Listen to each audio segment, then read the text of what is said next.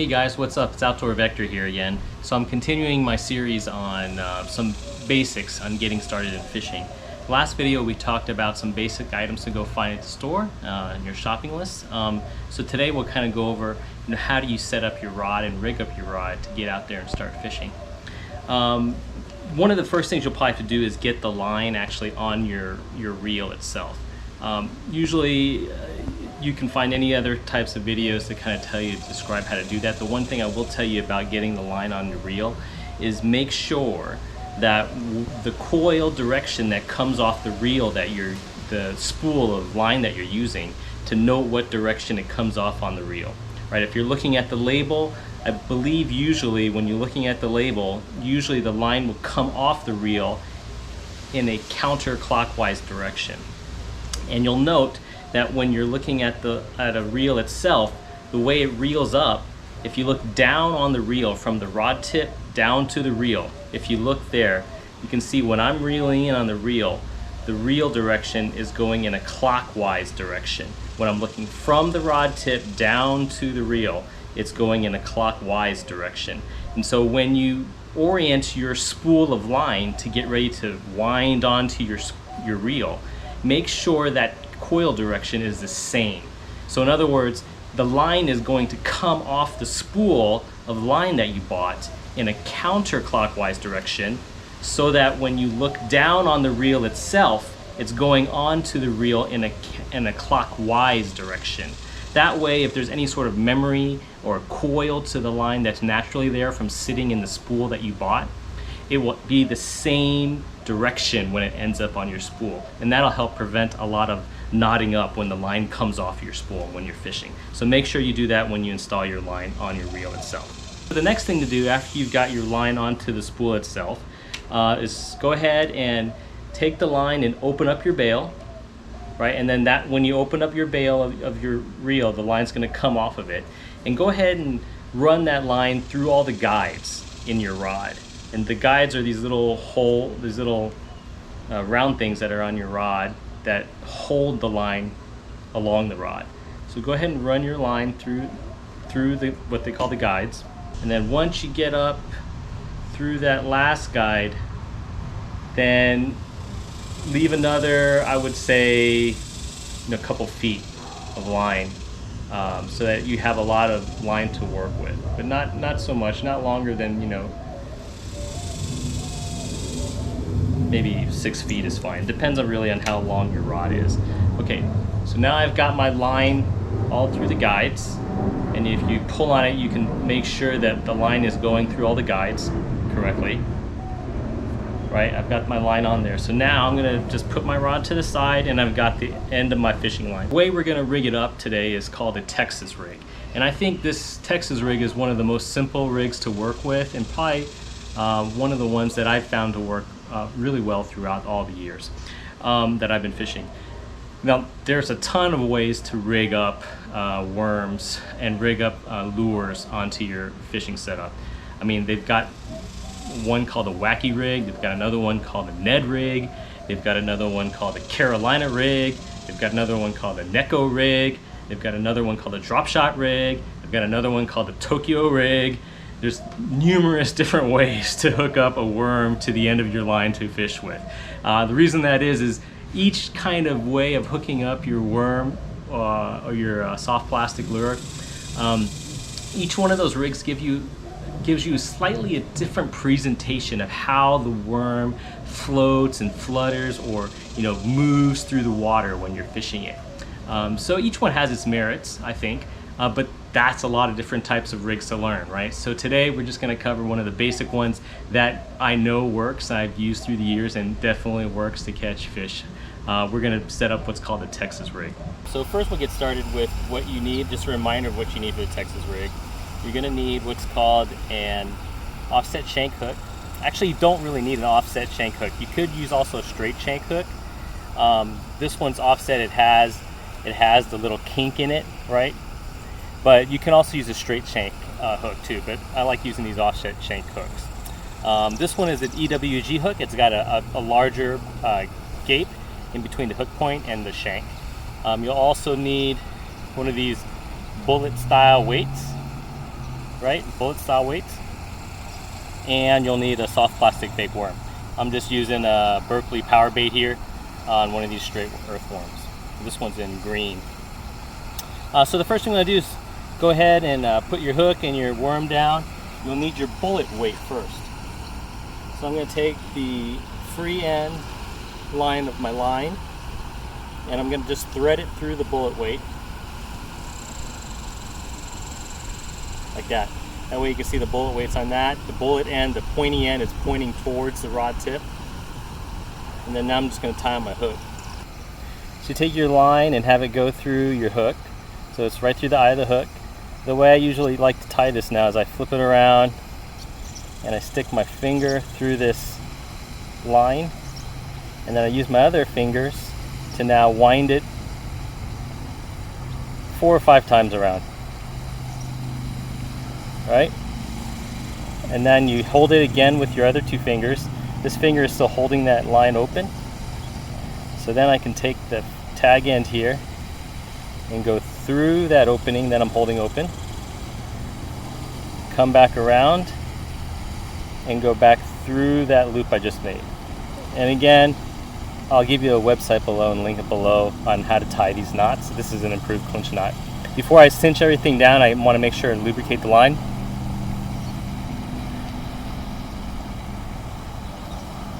Pull it down and snug it up to the eye of the hook. That's an improved clinch knot. And then you've got your tag in there. I'll just take my nippers.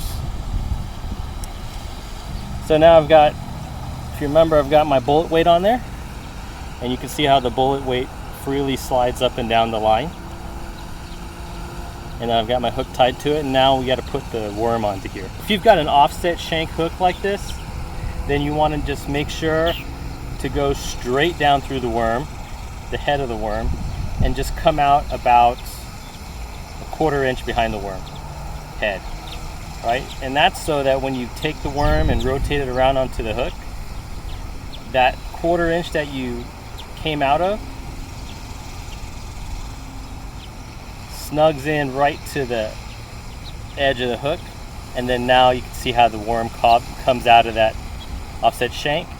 And then I can, what I'll do is I'll lay the worm behind the hook or in front of the hook, right, just to see where that hook should come in. So I kind of eyeball it here, and the hook I want to come through here, and just sort of get the hook so it's right underneath the skin of the worm. Like that, okay? That way the worm will be kind of like this, and then when the fish bites, it's actually going to bite down on here, and then you're going to set the hook, and then that hook tip will come out of the worm like this, right? And that's why you want that hook tip to be just underneath the surface of the worm, the surface of the skin of the worm here, so it doesn't take too much force to come out and then thus hook your fish, right? So that's one way to hook up the Texas rig. You can see the bullet weights on here, and it'll be relatively weedless, going through weeds, right? And so it won't drag up too much weeds or get hung up too easily. Another way to hook up the worm like this, instead of coming out 1/4 inch through the end of the worm, I'm just going to go ahead and rip this off, is you can do it a little deeper.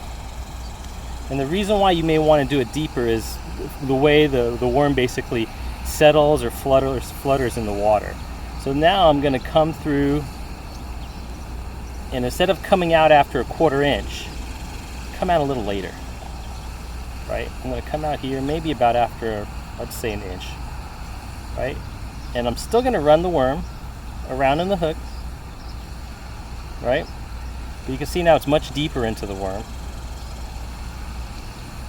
And actually, when I get to this point, I'm going to keep running the worm to where it actually runs up the line, actually, right? And now I'm going to turn the worm around because I'm at that offset shank. And then here, I'm going to do the same thing. Look at the worm, see where it should go in. So right about here on the worm. Go in and come. I'm going to come all the way out this time. Okay, all the way out. And then instead of being just under the surface that way, I'm going to snug the worm back up to the hook itself. And then now I'm just going to take the worm and pull it a little and set the very tip of the hook into the worm. So now you can see the hook is actually exposed here. And like I was saying before, this makes it a little easier for when the fish bites this worm and closes down on it, the hook point's going to come out so that you can hook the fish, right? So I'm just going to, right underneath the skin of the worm, put that hook point right in there. And as you can see, now the worm is a little further up the line, right? This is all actually line that the worm is in, and the hook's further down more towards the middle of the worm. Sometimes I like this better because, especially if there's smaller fish out there, they'll typically bite at the tail, and then you'll keep setting the hook, and if the hook's way up here, you're not going to catch them, right? So sometimes I like putting it midway down the worm here like this, just to try something different. Also, when the bait falls in the water, this weight's going to go down first, and then the worm will follow. It kind of flutters different. It just flutters a little bit different down in the water when it goes down in the water column, right? Whereas if it was up here at the head, it kind of fall more like head first, like this. Instead of now, with it in the middle, it should kind of flutter more horizontally. And sometimes just that little bit of action will help catch more fish, just because they like it that way instead when it's presented to them. So anyway, that's how you hook up a Texas rig. And now I'll show you how to cast it out and then how to kind of fish it. Okay, so this is how you operate this spinning reel. Remember I told you about this wire here, it's called a bail. And you can see how the line comes around the spool here and then comes under the bail and then out through the rod this way, right? So the way you work a spinning reel by casting it is, it's right now only the drag tension of your rod is preventing the line from coming out of the reel. So what you do is you hold the rod. You can either hold it like this, or some people hold it like this also, right? I like this myself. I'm going to take my index finger and hold the line here, right? And once I have my index finger here, I can open the bail. And you can see how when I open the bail, this line is free to come off this spool now, because it's basically behind, it was behind the bail before, but now it's free to come off the spool. If my finger wasn't here holding this line, the bait would just go free. And see, there goes the line. And that's how you cast a spinning reel. So let me reel it back in. And you want to start with your bait about, I'd say, a foot off the tip of the end of your rod. And I'm just going to take the line again, move my hand and help it get behind my index finger here, and then open the bail. And I make sure my finger is closed here so that it's preventing the line from coming off the spool. What I do when I cast is I'm going to want to go forward, but then here at about 90 degrees from where I want that bait to go, I'll go ahead and open up my finger, and then the spool will come off the line.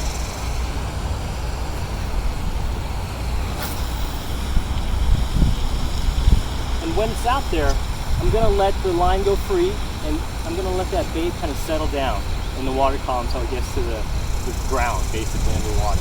Then I'm going to close the bail, and all the time I'm still cognizant of how much tension's on the line, because when I'm reeling it in, I want it to be either a little bit, maybe semi-slack line, like half slack, so there's a little bit of bow in the line when it's going down, but now, after it's down, I'm starting to retrieve it, and I want to keep this tension on the line. Basically, that bait is on the bottom, and you can retrieve it in a couple different ways. One way is just reel down until you feel the tension on the line, and then now you have your connection between your rod and the bait. And so if the fish takes that bait, you can feel it, right? But now I'll just reel down with that tension. I'll slowly pick my rod tip up, and what it's doing is it's basically dragging on the ground. Dragging that worm across the bottom. Reel down. Dragging the worm across the bottom. All right, the worm's back. Now I'm gonna try a different way. That way didn't seem to get any bites. I'm gonna reel up, leave about 1 foot off the tip of the rod, maybe a little less. Hold the line with my finger, open the bail, get ready to cast. Cast out, let my finger go. Let it sink down. And then here again, I'm letting it flutter down. And this time, instead of just pulling my rod tip up to bring the worm back in, I'm going to instead kind of do a little shaky action. Try to give that worm a little more action to see if that entices a fish to bite. All right, we're gonna try a different method now, where I'm just gonna cast it out. I'm gonna let it sink to the bottom. Close my bail. And then this time I'm gonna take up the slack, reel up the slack in the line.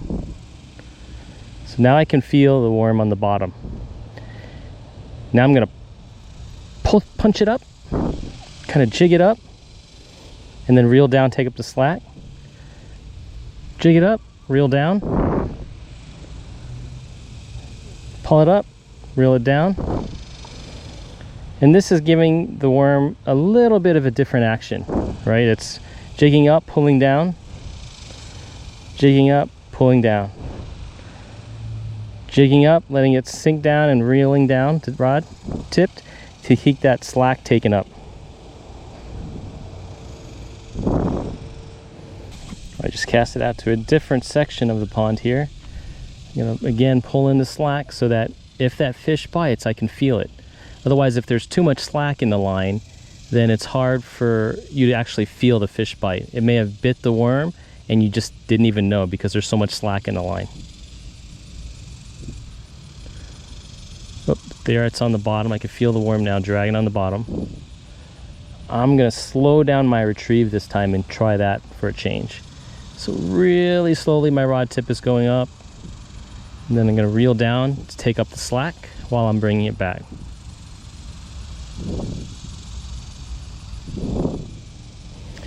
And if you feel like you suspect the bite, go ahead and stop your motion. Just stop your motion, because a lot of times it'll feel like a bite because you're pulling that worm through maybe a piece of grass or a stick or something like that. That feels like a bite, but you want to stop your motion. Then if you feel something still tugging on the line while your motion is stopped, then you know it's a fish. And when you get that fish on there, then you want to set the hook like that. Set the hook. I'm feeling some biting there. Nothing big, so it might just be a smaller fish that's biting the end of the worm or the tip of the worm and not really. Oh, there's a bite there. Gonna leave it there. Set the hook. Oh, it swam with it. It must have had the end of the worm, and it wasn't on the worm itself. Look at the worm. Look at my worm here. See, it was biting on the end of the worm, on the tail of this worm, and it wasn't taking the whole thing. And so it must have been a smaller fish, I think, that was probably biting on the end of this worm here, and it pulled the worm down when I tried to set the hook. That's all right. That's just part of fishing. That's why they call it fishing and not catching. All right, let's go back out there and try to get him again. And hopefully it's a big and he'll just bite the whole worm and take the hook this time. All right, this time I'm gonna cast along the bank instead of casting out to the middle. I'm gonna see if I can reel it in along the bank. Sometimes the fish are right there on the side of the bank.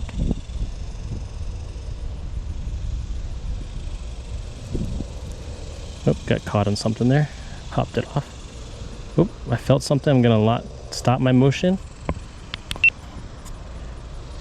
because it might have been a fish. Nope. Oop. Nope. Gonna slowly pull in, reel down. All right, this one I casted kind of far. Try to get in that shade over there. I'll probably try moving over there if I don't get a bite. It's kind of late afternoon, so the fish may be a little inactive. It's hot out. Usually the best times I've found to go fishing are about 1 hour pre and post sunset, or the same for dawn. So another thing about fishing is to just try different spots, different methods, different techniques. You just keep trying things and changing it up. You don't want to just get stuck doing the same thing over and over again, or get stuck in fishing the same spot over and over again. So right now I'm going to switch spots. Plus it's kind of hot out, so I'm going to go try to get in this shaded area Because if I'm hot, maybe the fish are hot too, and they're all staying in the shaded areas. So yeah, make sure to mix it up, try different things, and then maybe you'll find something that works. All right, I'm gonna try to work this shade line here, this natural shade line here, and I'm gonna start in that brush over there. So here are some basic tips when you go out fishing. Remember to wear some basic protection. That includes wearing a hat and some sunglasses and wearing sun protection. The sunglasses are really good, also not just to protect your eyes from the sun, but to protect yourself from errant hooks that may be flying around. So remember to do that. Also, a good time to go fishing is usually 1 hour before or after sunset, or 1 hour before or after and after sunrise. Both those times are really good, and the fish usually seem to me a little more active in wanting to take bites. Also, the next three things are really just different ways of retrieving your soft plastic lures. You can try dragging it on the ground and then reeling down, or you can try popping it up off the ground, or you can just try swimming your bait back to you. Try all those different methods. And then when you do try those different methods, also mix in different speeds. Try doing it slow and fast, and then also try pausing sometimes when you're doing it slow and fast. Any of those things may help you get a bite. And the last big one I would say is move around. Don't get stuck in one spot. A lot of times you can get cement on your feet and just feel like you have to try to get a fish in this one spot where you're fishing. Sometimes that's merited if you actually know there's fish there and see them. And other times you're better off just trying to move to a different location on the pond or the lake where you're at. There are L&Bs in here. Oh, he spit it. God, he spit Well, the that's hook. about it. Until next time, have a great time outdoors. There it is, Winston. It worked. Another thing, Winston, you gotta... Yeah, I heard about it. Oh, it's huge. It's huge.